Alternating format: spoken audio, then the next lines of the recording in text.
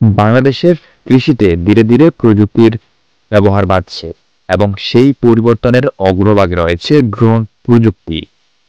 আগে যেখানে কৃষকরা অভিজ্ঞতার উপর নির্ভর করে জমিতে সার বা কীটনাশক প্রয়োগ করতেন, এখন সেখানে ড্রোন ব্যবহার করে নির্দিষ্ট জায়গায় নির্দিষ্ট পরিমাণ স্প্রে করা সম্ভব হচ্ছে।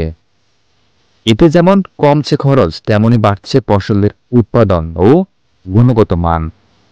ড্রোনের মাধ্যমে আকাশপথে ফসলের ছবি তোলা হয়, যা বিশ্লেষণ করে ফসলের স্বাস্থ্য সম্পর্কে জানা যায়।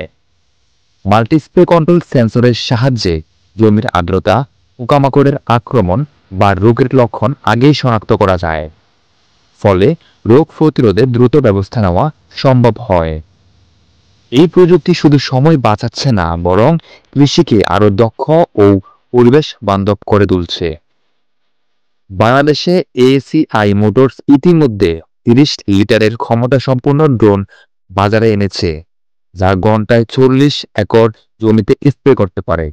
চট্টগ্রামের মিরসরাই স্কাই বিস নামে একটি প্রতিষ্ঠান দেশের প্রথম ড্রোন ফ্যাক্টরি তৈরি করেছে, যেখান থেকে বছরে প্রায় 7,000 ড্রোন উৎপাদনের লক্ষ্য রয়েছে।